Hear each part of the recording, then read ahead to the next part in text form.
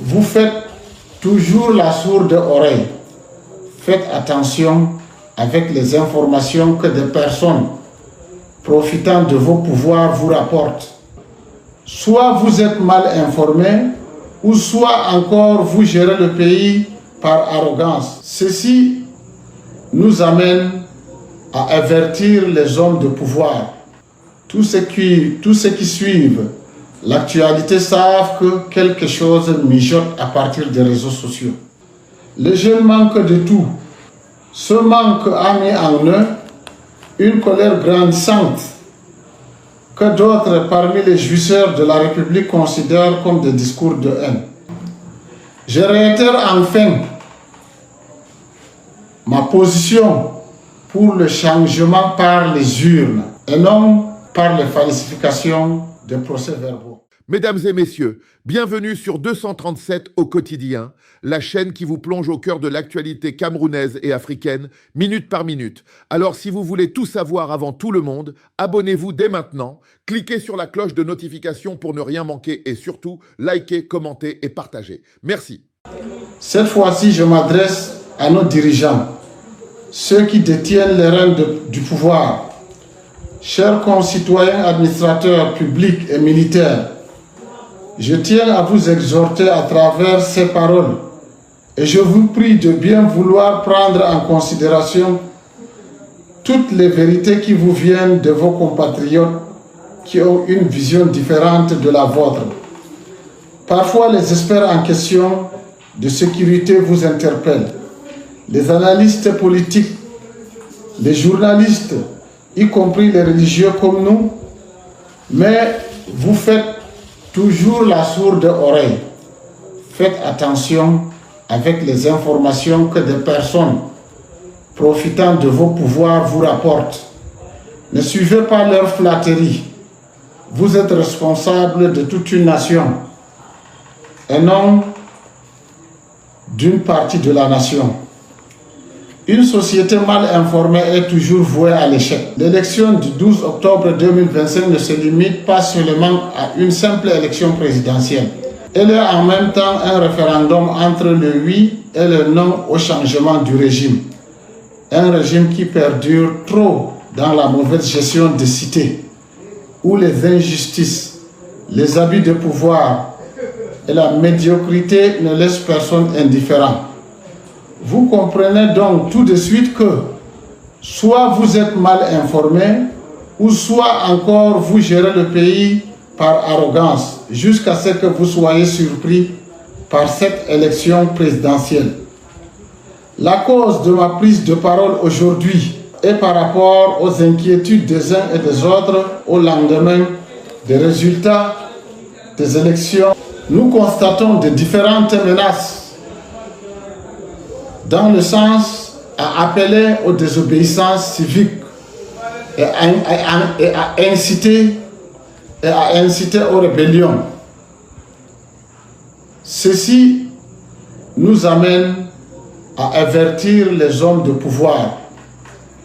Ces désobéissances constatées est conditionnée au cas où les verdicts des urnes ne seront pas respectés.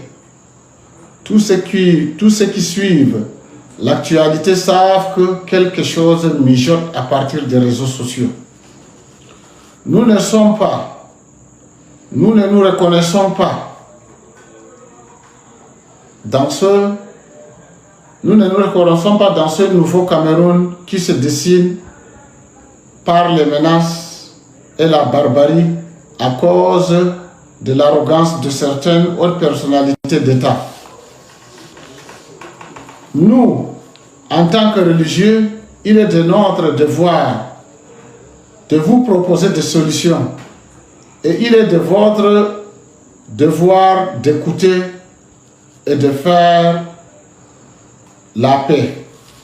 Premièrement, j'invite tous les Camerounais, administrateurs comme population, de bien méditer sur ce qui se dessine et de faire la paix, chacun en ce qui lui concerne.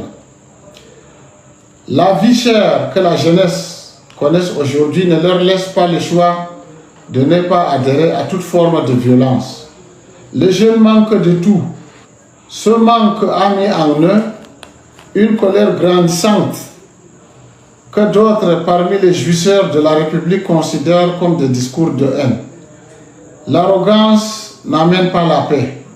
L'acquisition des élites politiques, des chefs traditionnels et les hommes de Dieu à votre cause non plus n'amène la paix. La solution, c'est le verdict des urnes, selon les voix du peuple et non les résultats falsifiés. Deuxièmement, nous demandons à l'État ou bien au gouvernement de faire appel pour solutionner l'Union pour le changement qui a apporté à sa tête le candidat de FSNC pour la transition. Et ceci doit être avant la proclamation des résultats. Je réitère enfin ma position pour le changement par les urnes et non par les falsifications des procès-verbaux. Parfois, dans le bruit assourdissant de la politique politicienne, une voix s'élève. Une voix qui ne vient pas des partis, ni des salons feutrés du pouvoir. Une voix qui vient du cœur spirituel de la nation. Ce que vous entendez, ce n'est pas un discours de plus. C'est un avertissement, un ultimatum, un tonnerre qui vient de frapper le ciel d'arrogance sous lequel nos dirigeants semblent s'abriter. Au nom des imams, un homme vient de prononcer des mots qui pèsent le poids de l'histoire. Il ne s'adresse pas aux partisans, il s'adresse aux rois, aux administrateurs, aux militaires, à ceux qui tiennent les rênes. Son message est un miroir tendu à un pouvoir qui, selon lui, est devenu sourd, aveugle et qui conduit le Cameroun tout droit vers la falaise. Accrochez-vous, car nous allons décortiquer le discours qui pourrait tout changer. Le premier acte du réquisitoire de l'imam est un diagnostic clinique, la surdité du pouvoir. Il le dit sans détour. Vous faites toujours la sourde oreille. Experts en sécurité, analystes, journalistes et même les guides religieux, tous ont tiré la sonnette d'alarme. En vain. Pourquoi cette surdité ? L'imam pointe du doigt le poison qui ronge tous les régimes vieillissants, la flatterie. Le pouvoir, isolé dans sa tour d'ivoire, n'écoute plus la vérité du peuple, mais les mensonges sucrés des profiteurs qui l'entourent. Ne suivez pas leur flatterie, prévient-il. Vous êtes responsable de toute une nation. Et c'est là qu'il assène un coup terrible. Soit vous êtes mal informé, soit vous gérez le pays par arrogance. Dans les deux cas, le résultat est le même. Un pouvoir déconnecté, naviguant à vue, qui risque d'être surpris par l'élection. Une surprise qui pourrait s'appeler un chaos, un tsunami, une révolution. Et pourquoi le chaos est-il si probable ? Parce que, nous dit l'imam, 2025 n'est pas une simple élection. C'est un référendum, un oui ou un non à 43 ans, d'un régime marqué par l'injustice, les abus de pouvoir et la médiocrité. Le carburant de ce référendum, c'est la jeunesse. Une jeunesse à qui la vie chère ne laisse pas le choix. Une jeunesse qui manque de tout. L'imam met des mots sur une réalité que le pouvoir refuse de voir. Ce que les dirigeants appellent discours de haine n'est que l'expression d'une colère grandissante. Une colère légitime, née du désespoir. Il prévient, n'essayez pas d'acheter la paix, l'acquisition des élites, des chefs, des hommes de Dieu. Tout cela est inutile. La seule chose qui peut désamorcer cette poudrière, c'est une solution équitable. Et cette solution a un nom, le verdict des urnes. Non falsifié. C'est ici que le discours bascule de l'avertissement à la proposition. Et quelle proposition ? L'imam ne se contente pas de crier au feu. Il dessine le plan d'évacuation, une double porte de sortie pour éviter le chaos. Première porte, négocier avant le désastre. Il demande au gouvernement de faire appel à l'opposition unie, de s'asseoir à une table avant la proclamation des résultats. Pourquoi faire ? Pour proposer un plan de sortie de crise et la continuité de l'État. C'est un coup de génie politique. Il ne s'agit plus de s'affronter, mais de construire ensemble l'après. C'est une offre de paix pour éviter la guerre. Deuxième porte, la retraite des rois. L'imam aborde le point le plus sensible, la peur du clan au pouvoir. Que deviendront-ils ? Sa réponse est d'une sagesse immense. Le président mérite une retraite spéciale. L'État doit le protéger, lui et sa famille politique. Il offre une garantie, une immunité, une sortie honorable. Il dit au pouvoir, partez dignement et nous vous protégerons. Accrochez-vous et vous risquez de tout perdre.